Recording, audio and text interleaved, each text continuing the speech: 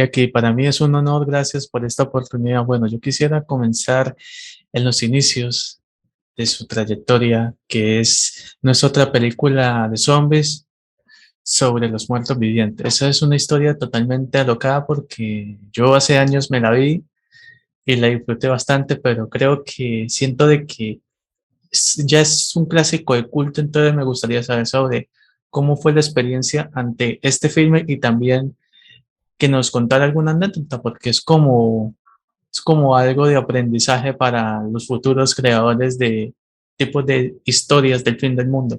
This is going early in your career with a movie that is now a cult classic, not another zombie movie about the living dead. Yeah. Yes, bad early in your career. We want to know if you got an anecdote about this production. What do you think of being part, because it's now a cult classic? And I will later ask you about another project that you did very, very early. That is one of my favorites. But let's talk about that. Yes. Yeah. That was, not another zombie movie. That was one of it actually was my very first feature film role that I did. I was so nervous about it because I never acted in a movie before. I feel very fortunate that I was given the chance. I was given a supporting role in that, played a kind of a funny character. I was fake pregnant in the movie and running around. So I'm just very grateful for that opportunity. It filmed out in Chicago. And I still keep in touch with some of them, which is really, really nice. I'm really a bit metalhead. Well, okay, not a bit metalhead, but I really love metal. And I know that you appear in a Papa Roach video. And I do. It's an amazing video. And you also had appeared in many other music videos. I really love the genre. Mm-hmm. How was your experience? Tell me more about, of course, recording with Jacoby and the crew. And yeah. Tell me, wherever you tell me, I will be fine, because I love that band and I love that video, by the way. Really Thank you. That was so much fun. I got to dress up and be this crazy character and, feathers everywhere. It was so fun, just immersing myself into this different world, different character, very like Mad Max kind of vibes in it. I was living in San Francisco Bay Area at the time. And Jacoby, the music video was filmed in Vacaville, which is in Northern California also. This is where they live. And when I went for the audition and the casting, I didn't know what it was for because they kept it very secret. So I auditioned for it. I got a part, and it wasn't until after I had booked it that they told me what it was for. And then I got very excited. They were telling me about, the ideas that they had for the character, how they wanted her to look. And this was also very early in my career. So I didn't know, like all the standard practices. I went in my closet. I brought all this stuff with me because I didn't know they were going to have wardrobe stuff ready. But we actually ended up using the leather catsuit that I'm wearing in it. It's actually mine. They saw it and they were like, you know what? Actually, that looks really good. So we actually did end up going with something that I brought, but everything else, everything else was theirs. Everyone was so nice, so professional. Jacoby is amazing. He's creative and he felt so welcoming. I felt so welcomed and part of that family on set. And, he had worked with everyone else there before, obviously for quite a while, but it was my first time. And he really, really made me feel welcome. And I'm always appreciative of that. And that is an amazing catsuit. Thank you. Yo quiero preguntarle sobre, hay una producción que me tiene bastante intrigado y es Mr. Invincible. Wow. Yo creo que es una de las peores maneras de que si alguien sufre de ansiedad, esto es algo que no se puede aguantar. Yo creo que la primera palabra que yo, por ejemplo, oh shit, o sea, todo el tiempo, porque eso es algo increíble. Entonces yo quisiera preguntarle sobre cómo fue interpretar a Mona en el rol. Y también, ¿qué opinas sobre esta tensión que jamás me esperaba de esta historia que muchos no la conocen. Okay, John is right. Mr. Invincible is that kind of movies that you see and you say, man, this movie really needs to be seen for a lot of people. When he watched it, and he said in English, it was like, oh shit. I mean, the thing that happened with the character, he can kill himself. And of course, you play the role of Mona. You, yes, you want to tell us more about working in this project and in this project, and do you think that it really deserve more recognition because it's a really cool movie? It absolutely deserves more recognition. It's so funny. The concept of it, we filmed this a couple of years back when, everyone was very into social media and YouTube and, posting videos of them doing funny things on the internet. And so this kind of rides on that concept. The main character, Mr. Invincible, he can't kill himself. He tries to document it. And, the internet believes he's just pulling all these pranks. And so that's how he becomes very popular and very famous. My character, it's only in there for a brief period of time, I will say, but she makes a pass at Mr. Invincible. She's a fan. It was a lot of fun working on that set. It was one of the early times of me getting to work with famous people, and that was always a really cool experience. I have a funny story about that day. I'm wearing a rather sexy outfit, and my scene didn't go until immediately after lunch. And so I was very self-conscious. I was, trying not to eat, but then lunchtime comes and they had like macaroni and cheese and all this good food. And I just ate because I was hungry. And then afterwards they were like, okay, your scene is up. And I was like, oh no. I mean, everything worked out fine. But it was really, really funny because me and the other girls, we were all joking about it. Like, oh, of course they filmed us after lunch, But that was a really, really cool experience. We went to the film festivals, it debuted at CineQuest, got really, really great reviews. And honestly, I really wish that it had gotten a bigger theatrical release and more people, like you said, I wish more people could watch it because it really is such a funny, clever, and well done movie. I really enjoyed it. Y bueno, hay otra producción que la verdad yo felicito porque ella es una muy buena actriz de voz. El Talking Me, uy, eso es algo impresionante. La manera en cómo ella se desenvuelve es una de las películas más, yo creo que subestimadas en estos últimos años porque la manera en cómo se expresa en una película sobre radio me hizo recordar, no sé si usted la ha visto antes o bueno, más ella, Solos en la Madrugada. Esa es una película de como el 78, se me hace como que de ese estilo. Entonces yo te pregunto sobre cómo fue la experiencia estar en un voice over y bueno, cómo fue también poder interpretar la tensión que se maneja allí. We're going to talk about Talk With Me. We feel also that this movie deserves more recognition. He also says that, yes, this movie reminds us that movies from the 60s, 70s that deal with the tension in the radio stations. And of course, I agree. He said that you got a really beautiful voice, and this movie showcased it. No, yes, it's true. So, how do you feel working in this project? And I'm sad because I invite a friend that he works on the radio. He's a really big fan of your work. He maybe is crying right now. So, if you talk about working in this project that deals with radio, he will cry more because we like all these passions. And Yeah. by the way, Jhon and myself, we are journalists, so talking about radio will be. Oh, that's wonderful. Wait, which project? I think I missed that part. Which project in the Talk With Me? Oh, Talk With Me.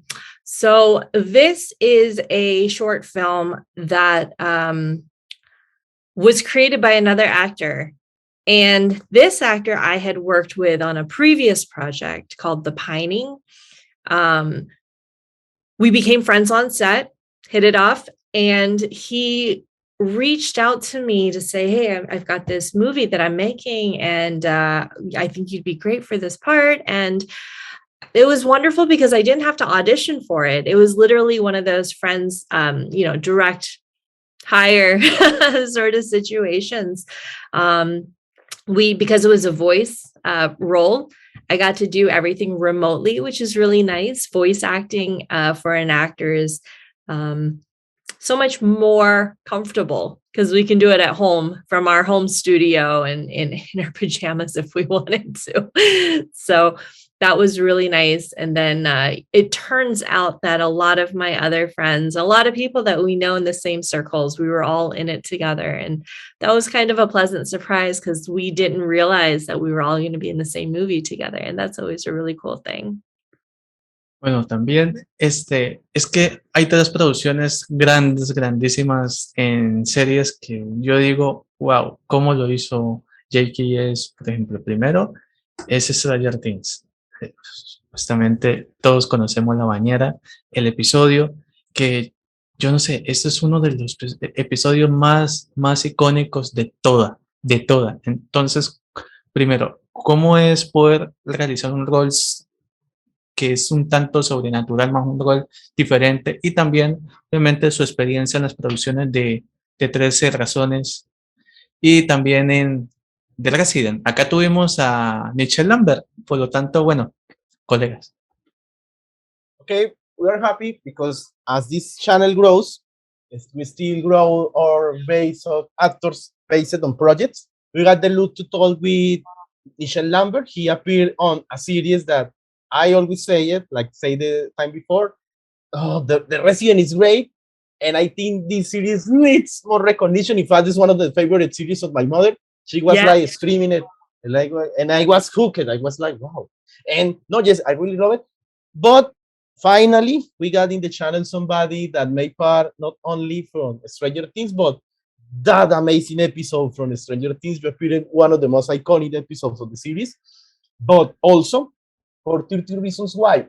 I know it's a lot of projects. So let's go in parts. Yes, how do you feel working in not only one of the most iconic television or the streaming, but in one of the most iconic episodes? And I think my friend that is your fan is logging, so I hope he listens talking about that, and I know he will cry. But go ahead. Stranger Things caught everyone by surprise, but especially it caught me by surprise. I didn't realize it was going to become the show that it became. Before season 1, no one had heard of it before. It started relatively unknown actors, or at least not A-listers who, you hear as a household name, except for Winona Ryder, but she'd been kind of, out of the limelight for a little while. So while I was very, very excited for it and telling everyone I could about it, it wasn't until after it came out on Netflix. And I just remember waking up one morning and my phone had hundreds of notifications on it from friends and family and Instagram followers and Twitter followers who were I just saw you on TV. And it was such a cool feeling. I go to Comic-Cons, different comic conventions, and seeing people dressed up as the characters and coming up and talking to me and asking about my experiences on the show. And it was just such a unique experience to be a part of something that was so iconic, like you said. La manera en cómo se realizaron las tomas, que fue una manera impecable. ¿Cómo fue el momento de la dirección en tu escena? Porque en la escena de ella es diferente a como, es que las otras son líneas cronológicas. Entonces, en la escena de ella cambia la perspectiva. 30 reasons why, see? Sí. Okay, now with the other big monster from Netflix that is 30 reasons why, Jhon wants to know something more technical, because the way that the taste, the shooting of your scenes were really, really different from the other cast. They were like chronological and you break everything. So what do you remember of this technical aspect recording 30 reasons why that I think nobody even imagined that the cities will explode that bigger also. Mhm. So tell me more. Yeah, 13 Reasons was a super popular show. It's funny because Stranger Things was the number one show on Netflix one year, and then the next year it was 13 Reasons Why. So I feel very blessed that I got to be on two extremely popular shows. My role on that show was as a teacher. So I pop in here and there. I was in a couple of scenes, a couple of different episodes.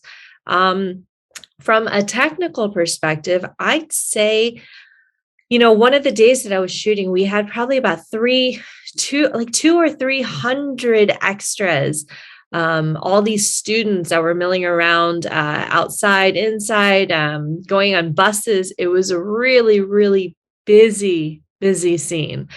And from a technical perspective, it was a challenge. I think the final product came out wonderful, but I do remember it took a lot of effort from everyone involved to try and make sure that everyone's cues were correct. And then, everyone was timing things, moving by the camera. Continuity was always difficult with that many people.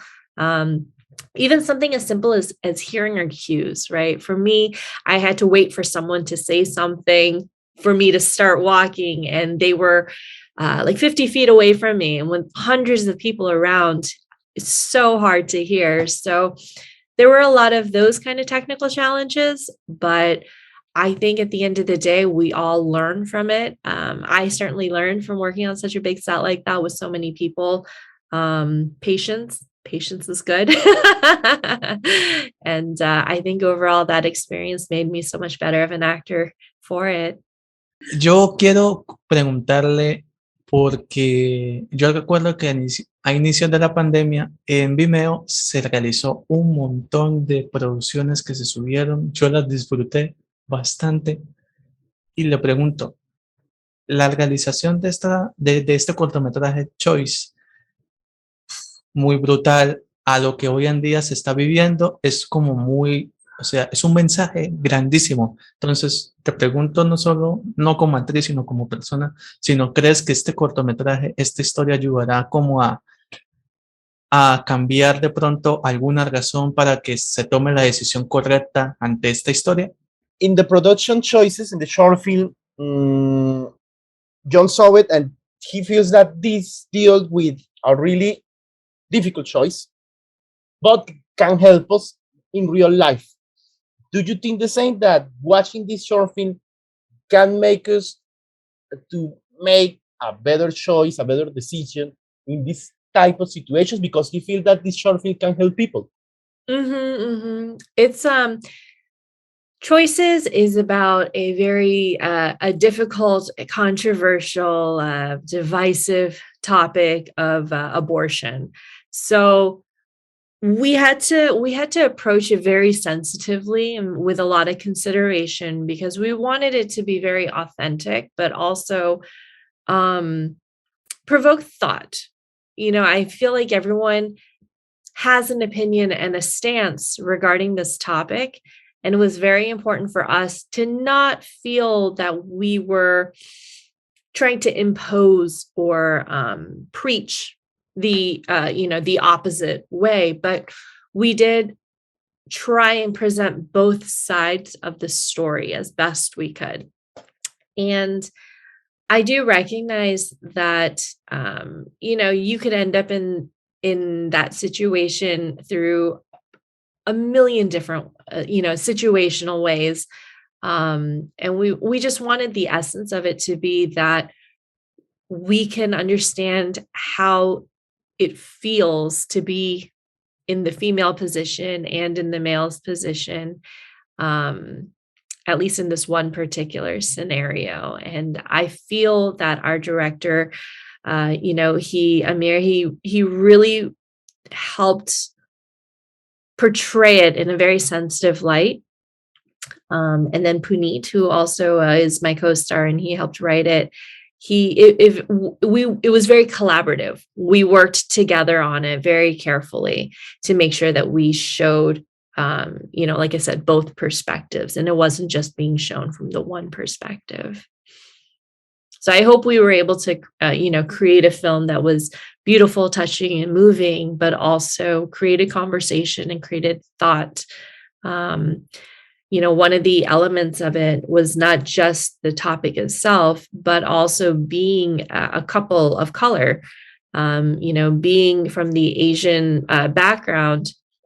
I think there's an element of cultural taboo that comes with it also. And so we had to be very sensitive about how we presented it in that way, because we wanted to make sure that we were able to have an audience of culture. So we wanted to make sure that we didn't alienate anyone. And I think we did that. We call our friend Eduardo because, man, if I don't call him, he will kill me. Okay, no. He's a big fan of your work. Eduardo, por favor, prende la cámara. ¿Qué le quieres decir? Háblale. Prende el micrófono. Hello. Hola, ¿me escuchan? Sí. ¿Cómo estás? Hello. Hello. How are you? I love it. Look at the tattoo. Oh, that's amazing. Los amigos no mienten. Y dígale que en mi oficina tengo, a Lucas. Yes. Oh, I love it. I love it so much. Oh, it's so good to meet you. Me da mucha emoción. Sí, Andrés, dígale. He asked me the favor that he today got the flu. He, of course, worked in the radio. He didn't even remember that the interview were today, and he wore the t-shirt. It was like coincidence. The interviews today. What? He asked me a favor. He's kind of like escaped from the work. Okay, we won't tell the boss. No le diremos al jefe. Pero but no, man. He's really a big fan of your work. He asked me, really, he's happy to be here, and pido los saludos, ¿sí? Sí. Bueno, obviamente para mí y para Luismar Angelina, que ella también ama Stranger Things, y dígale que salió, bueno, en esa pequeña parte, pero que la amo, que la amo igual, que la amo. Y una pregunta, qué pena, Johnny, qué pena. Dígale que sí, en estos volúmenes que van a salir, ella sale. Okay, 3 things. The first thing is that maybe, and as Jhon said, it's a very iconic episode. It's a small part, but very, very iconic. And he says, but the way that he loves you, and yes, we love you too. He also want to ask you that maybe, possibly, you will be recasted or called back to the series. And he asked me the favor to do, because we will record it, send a hi to him, Eduardo, but also to Luismar Angelina. Luismar Angelina. They are fans of the series. Yay. Please. Oh, well, yeah. Hi to Eduardo and Luis and Angelina. Did I miss anyone? Is there another? I feel like there was another. No? Thank you so much. I mean, I'm always honored when there's fans of the show, and, that we can have these little connections. It's just so nice to have, people watch our work. As actors, it's the best thing that you could be, fans. As far as if I'm getting recast, that is something that Netflix is very secretive about. So I couldn't say anything even if I wanted to. But you will have to stay tuned. Season 4 is coming out very soon. All the trailers are out. Everyone's getting very excited. So either way, whether I'm in it or not, the show will be fantastic. And I hope you guys continue to watch and continue to enjoy it. I wish I could tell you more, but Creo que entendiste todo, ¿no? Es más, Jhon, te traduzco a ti, ¿no? Netflix es muy secreto. Nos dijo esto, ¿no? Así ella quiere decirlo, salga o no salga, estén pendientes. I translate everything. Yeah. No spoilers. No spoilers. No spoilers. Y Jhon, saludos al canalito. O sea que sí sale. Possibly, maybe. Okay, no spoilers. Muchas gracias por el saludo. Y muchas gracias por el saludo también para para Luis Mar. Muchas gracias, muchas gracias. Pero no se vaya, que en la foto final. Entonces, Yes. okay. Vale, listo, vale, perfecto. For a wrap up, no, Jackie, thank you so much for being here. Believe me that here today is like a big win to the channel. Jhon, cierto que fue una búsqueda, hoy es una ganancia para el canal porque te estoy buscando, Yes. ¿cierto? Yes, me está diciendo que yes. And he's telling me that yes, because he was really wishing to have you here, so we are happy.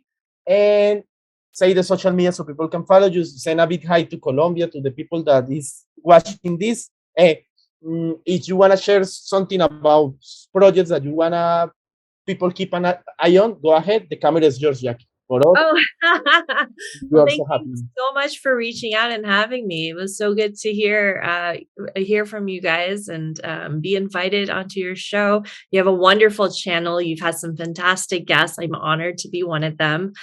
I am available on Facebook, Jackie Dallas, and Instagram and Twitter under Jax Dallas, JaxDallas.